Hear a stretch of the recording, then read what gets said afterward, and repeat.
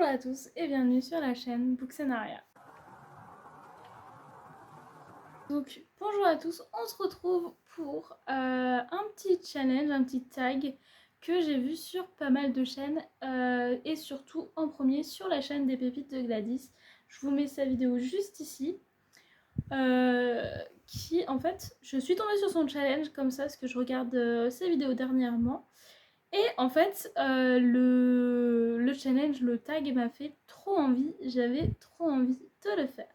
Donc c'est le Mid-Year Freakout Book Tag. Donc c'est un peu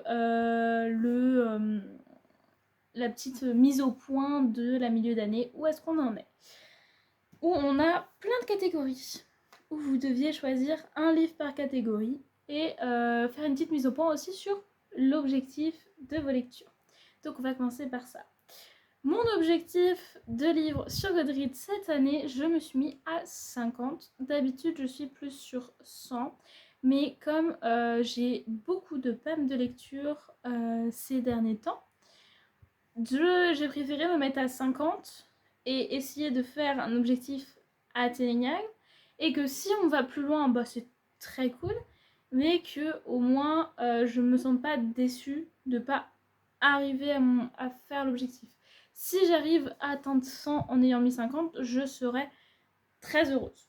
Après, l'objectif, voilà, c'est déjà juste de pouvoir lire. Donc, actuellement, je crois, aux dernières nouvelles, je dois être à 34 sur 50. Je ne suis pas 100% sûre, mais je crois que j'en étais à ce point-là. Donc, on est plutôt bien parti. Alors, la première catégorie, c'est le meilleur livre de 2020. J'essaie de regarder dans mes coups de cœur de début d'année ceux que j'avais eu, parce que j'en ai eu plusieurs, et de me dire lequel méritait sa première place. Et je pense que ça va étonner pas grand monde ici. Celui qui remporte pour le moment la première place, c'est Absolu. Absolu tome 2, qui est dédicacé comme mon tome 1, qui a, comme vous le savez, sa place d'honneur dans ma colonne d'honneur, qui était une de mes premières lectures de l'année. Et en fait, pourquoi je le mets en premier? Alors, il fait partie de mes coups de cœur, clairement. Et je le mets en premier parce que pour le premier tome, on était sur une dystopie, mais avec un environnement un peu de survival game, un peu comme le labyrinthe. Dans le 2, on est vraiment sur une dystopie, vraiment sur le côté critique de société, de sujets actuels, de sujets importants. On avait des points multiples, comme dans le premier et comme dans le troisième. On a aussi une auteure, même si elle est très sadique, qui pense un petit peu à nous et qui nous fait un rappel du tome 1. Donc elle nous fait un rappel sur les personnages. Donc on a un petit paragraphe, voire une page sur chaque personnage. On a des petits rappels sur les différents clans, sur l'univers en lui-même. Donc voilà, elle nous fait vraiment son petit résumé du tome 1 pour qu'on n'ait pas perdu au tome 2. Je sais que c'est quelque chose que beaucoup de personnes aimeraient que ce soit plus récurrent dans les livres, donc déjà c'est un point fort à souligner. Et voilà, le côté des points multiples, et en fait, chaque personnage que l'on suivait, chaque personnage ou chaque duo qu'il y avait dans les chapitres, dans les points de vue, avait un peu son thème à lui. On a plusieurs thèmes qui sont abordés dans ce tome-là de société, et on voyait donc différents thèmes, tous aussi importants les uns que les autres, mais on pouvait vraiment être à fond dans ce côté dystopie, dans ce côté société, dans le développement de l'univers, des personnages, et c'était vraiment incroyable. J'ai vraiment adoré ce tome, vraiment. Je l'ai beaucoup aimé. Donc c'est pour ça qu'il a sa place de numéro 1. Ensuite, la meilleure suite de saga. Pareil, j'ai eu un petit doute entre deux. Sauf qu'une des deux, je vais en reparler très souvent dans ce challenge, donc je me suis dit autant mettre en lumière l'autre, qu'on voit moins souvent, parce que la suite où j'en parle beaucoup dans le challenge, autant pas en parler là, comme j'en reparlerai plus tard. Donc j'ai choisi de mettre en lumière Cruel Garçon Perdu, qui, comme vous le savez maintenant, est une de mes sagas préférées, qui va prendre fin le 5 septembre. Ça y est, le dernier tome est annoncé. Il est super beau, vraiment, et j'ai trop hâte. Quand il va sortir, je vais foncer. Je vais le lire, je vais le défoncer, et ça mettra un petit point à cette saga. J'ai prévu de me la relire un jour, de faire un petit vlog lecture sur la saga en entière, de tout relire d'un coup, parce que c'est des tomes qui sont petits, ils font entre 200 et 250 pages environ, et je les lis en même pas 2 heures. Donc je me dis, je pourrais me faire une petite journée tranquille à relire ma saga, à les annoter, voilà, vraiment ma petite saga chouchou. Mais en tout cas, voilà, je suis vraiment très contente d'avoir découvert cette saga. Et j'ai juste trop hâte de lire ce dernier tome. C'est une saga de dark romance. On n'est pas sur de la grosse dark romance, mais quand même. Donc, à faire attention, ce n'est pas à mettre dans les mains de tout le monde. On fait attention au trigger warning, à l'âge conseillé. Voilà, parce qu'il y a quand même des choses qui peuvent heurter la sensibilité. Donc, je préfère faire une prévention comme à chaque fois. Moi, j'aime beaucoup ce livre pour l'univers, pour les personnages, les intrigues. Chaque tome a son intrigue. Quand vous avez un tome, vous avez son intrigue que vous allez suivre sur tout le livre. L'intrigue a sa résolution à la fin et va nous lancer sur une nouvelle intrigue qui sera celle du tome suivant. Et je trouve ça vraiment cool et très bien ficelé parce que vraiment on prend sur le tome le temps de vraiment suivre cette intrigue, l'explorer, en subir les plot twists et vraiment être soulagé que ça soit résolu et pleurer la seconde d'après qu'il y ait une nouvelle intrigue. Mais voilà, les personnages sont super intéressants, leur développement, les liens entre eux, vraiment, c'est une de mes sagas préférées et elle le restera. Ensuite, nouvelle parution 2024, pas encore lue, mais que tu voudrais lire cette année. Vous avez pu voir un petit bout juste là. J'ai choisi de mettre Curious Tides de Pascal Lassalle. Je suis en train de me dire que je vous donne pas les auteurs à chaque fois. Pardonnez-moi. Du coup, Curious Tides, qui est une sortie de chez Big Bang, qui est une maison d'édition chez qui j'ai beaucoup de livres. Parce que vous voyez pas mon étagère ici, mais les 3/4 de l'étagère, c'est du Big Bang. Big Bang et Bras Jaune. Voilà. Et en fait, là, nous sommes sur un livre, si je me rappelle bien, on est sur la Dark Academia de la magie qui est liée à la lune. En fonction de ta naissance, tu as un pouvoir qui est relié à la lune qui était cette nuit-là. Donc, par exemple, une lune pleine, un quart de lune, une demi-lune, une éclipse. Voilà. Et en fonction, tu as des pouvoirs qui diffèrent. Et ça a l'air super intéressant. Donc voilà. Et on s'est motivé avec 2 copines pour se le lire. Et en prime, parce que j'ai beaucoup regardé les réseaux, j'ai essayé de chercher la couverture qui me plaisait. Et j'ai pu avoir la version Eclipse que je trouve magnifique.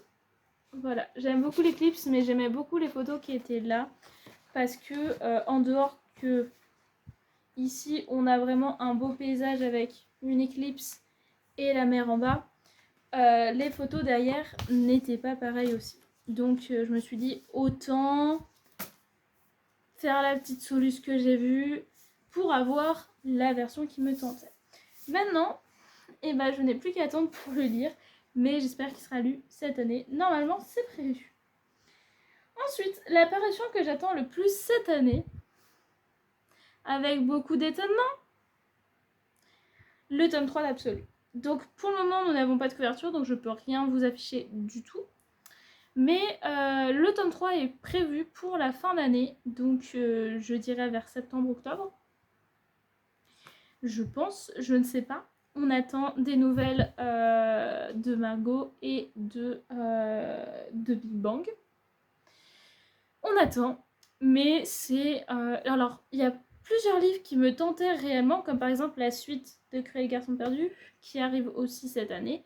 C'est une suite que j'attendais beaucoup, mais à comparaison, la suite d'Absolu est celle que j'attends le plus, parce qu'on va mettre un clou final sur cette trilogie, sur ces personnages que l'on suit déjà depuis un petit moment déjà, hein, qui ont évolué, qui ont grandi, qui ont vécu, qui... Vraiment, c'est une histoire qui est vraiment développée, vraiment écrite et auquel on s'est vraiment beaucoup attaché. On ne sait pas ce que Margot va nous faire pour ce dernier tome. Nous ne savons pas comment nous allons sortir de ce dernier tome.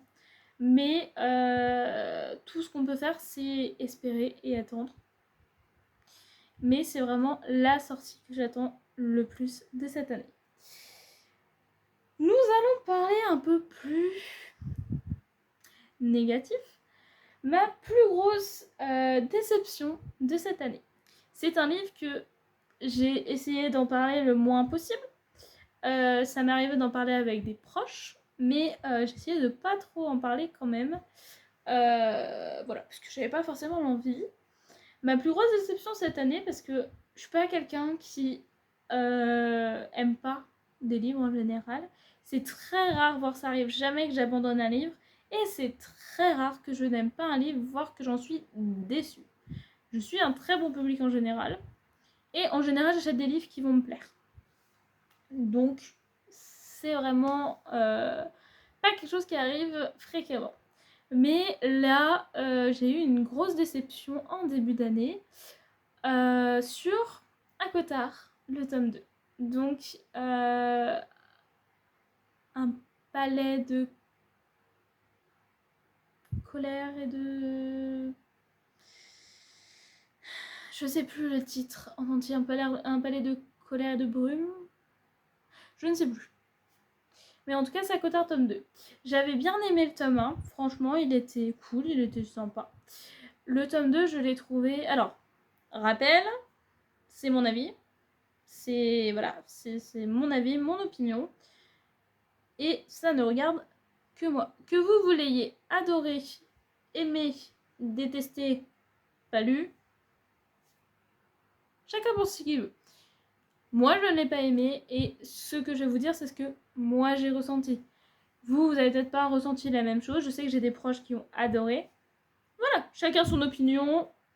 Voilà, c'est ta petite parenthèse. Personnellement, moi, voilà, je l'ai trouvé long. Je me suis ennuyée. J'ai même trouvé ça assez fade. J'en ai beaucoup discuté parce que je l'ai lu en lecture commune avec une amie qui a été beaucoup moins gentille que moi sur ce livre. Moi, je l'ai pas aimé. Genre, pas au point où je dis que je l'ai vraiment haï. Hein, je l'ai juste vraiment pas aimé. Ma proche l'a pas vécu aussi bien que moi. Franchement. Après, on avait toutes les deux beaucoup d'attentes parce que c'était le livre que tout le monde revendiquait partout. Et nous, du coup, on l'a pas aimé. Du coup, on a eu des attentes qui ont été vraiment brisées et il y a plein de choses qui nous ont pas plu. Je n'irai pas dans le détail parce que, premièrement, ça spoil.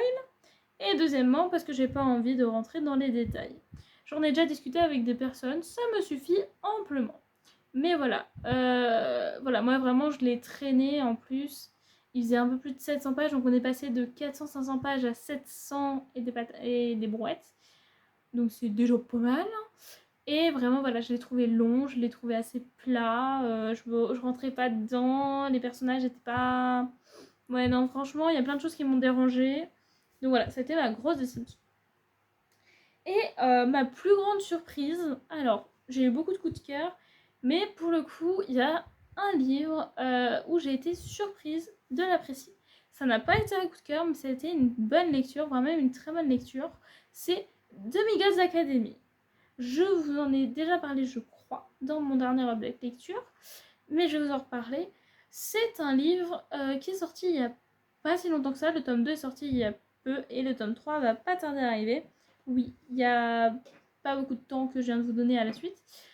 Et on est dans une histoire où on va suivre Mélanie, qui est une fille un peu particulière, qui ne colle pas aux règles, qui ne colle pas aux cases, et qui va rentrer dans l'académie des demi-dieux, où elle va suivre une formation avec d'autres enfants du même âge pendant 3 ans pour intégrer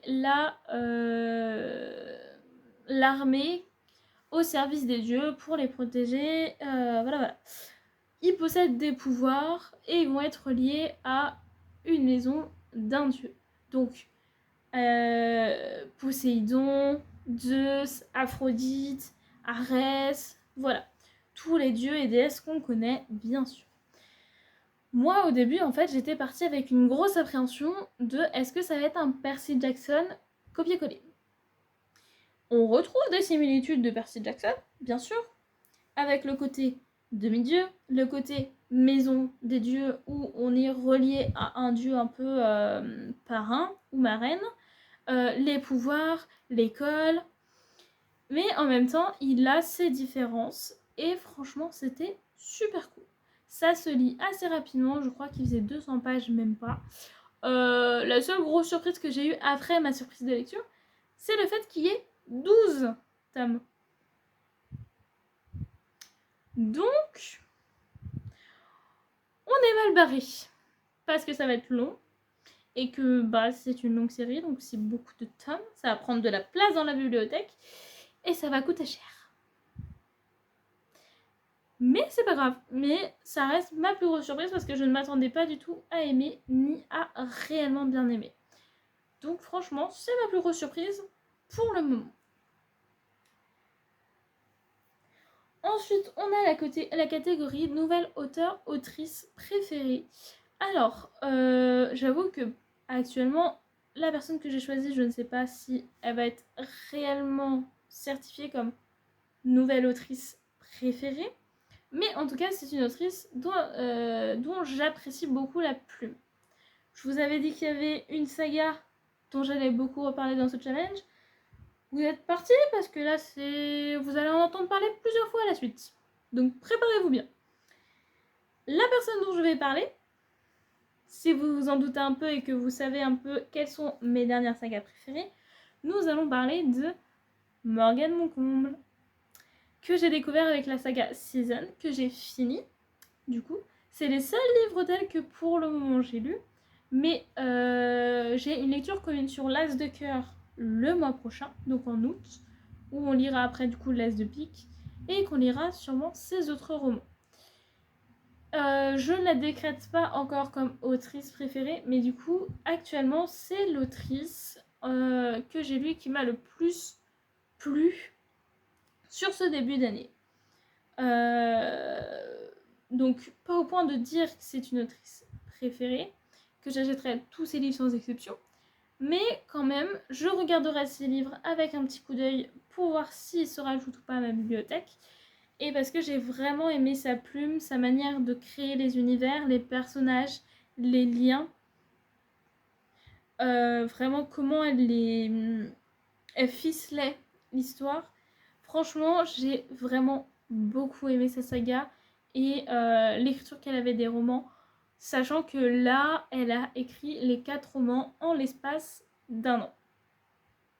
Ce qui est énorme pour un ou une auteure.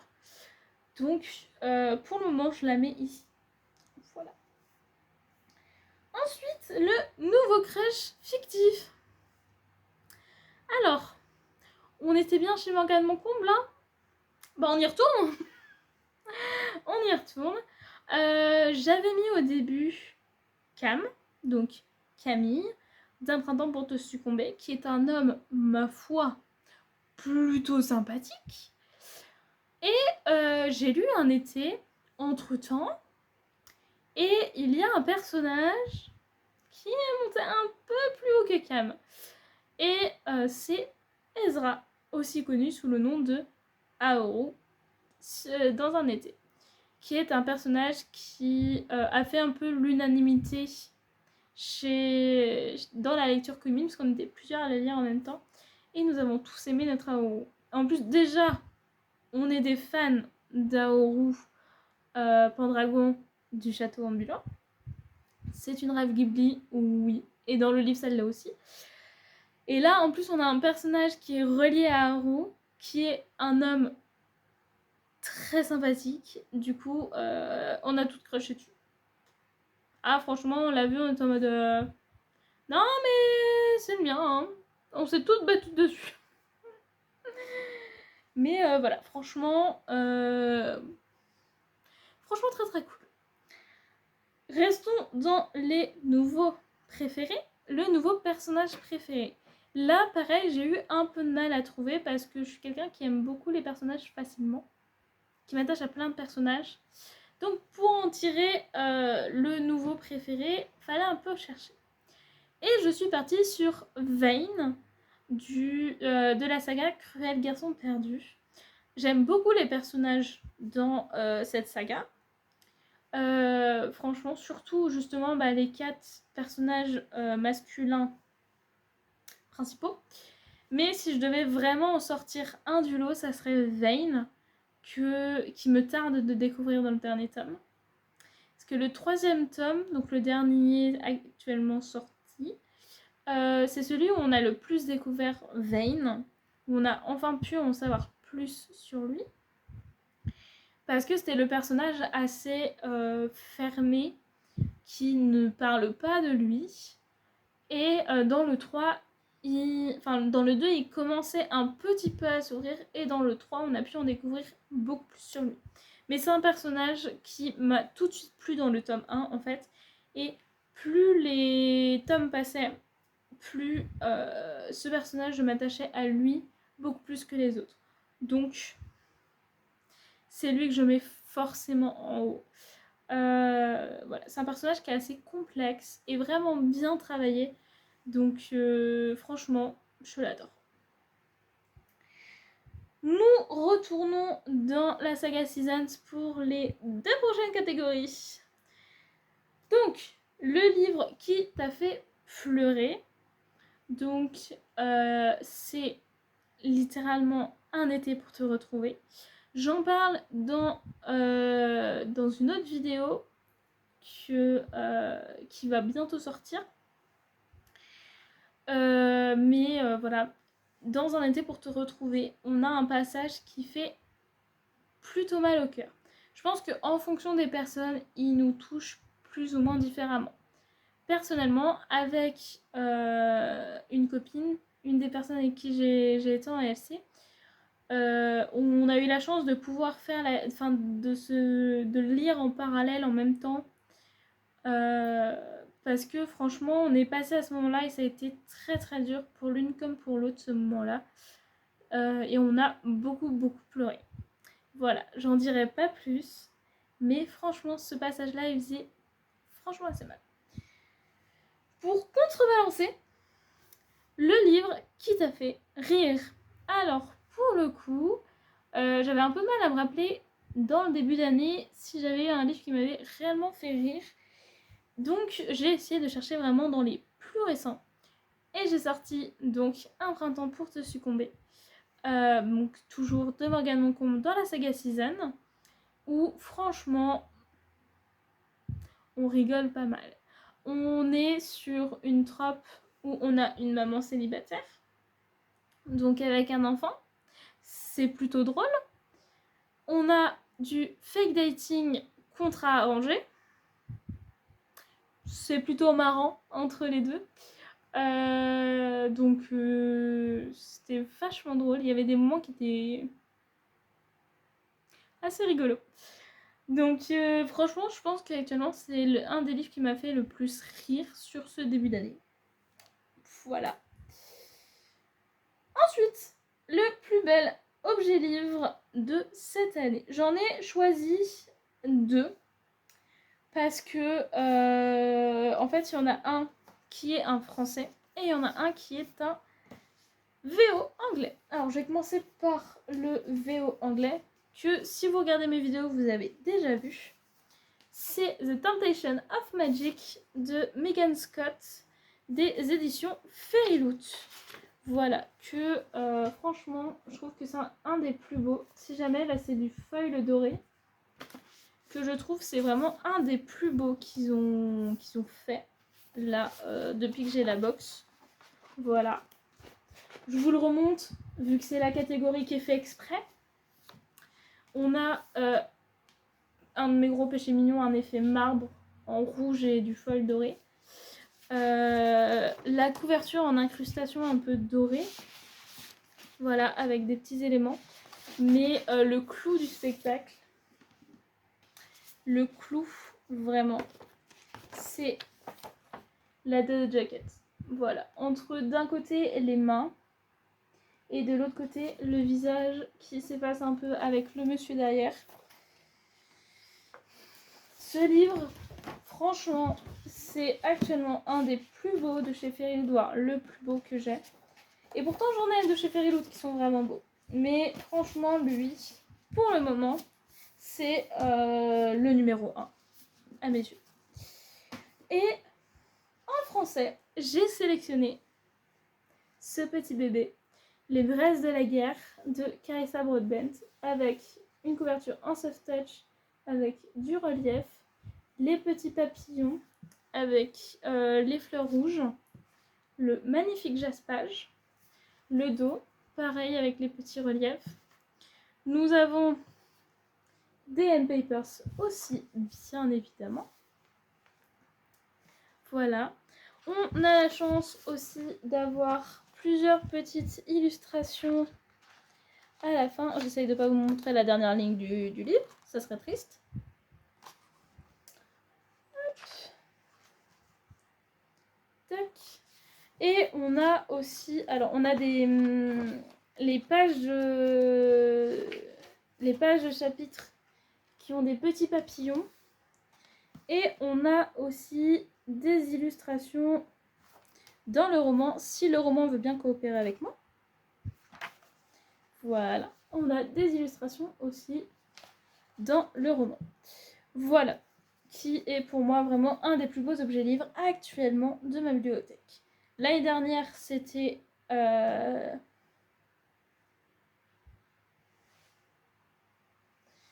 L'année dernière, j'aurais mis La vie invisible d'Adi Larue. Et cette année, je mets Bookmark à l'honneur. Et enfin, notre dernière catégorie, c'est le livre que tu veux lire avant la fin de l'année. Alors, en VO, j'ai mis The Temptation of Magic, que je viens juste de vous en parler. Voilà, parce que justement, la couverture me faisait vraiment très envie. Et en fait, le livre me fait très envie aussi. Donc, j'ai très envie de lire ce petit bébé avant la fin de l'année. Donc, il me reste 5 mois. On y croit. Et j'ai mis un autre bébé à l'honneur que vous avez déjà vu plusieurs fois, qui est un gros bébé. C'est De mes mains de Shaylee Larache, qui est un drame contemporain, si je ne me trompe pas. Alors, l'édition que je vous montre, vous ne pouvez pas la retrouver parce que c'était une édition Ulule. Voilà. Donc, en fait, vous ne pouvez pas retrouver cette édition-là. Mais normalement, il est censé sortir en brochet à un moment.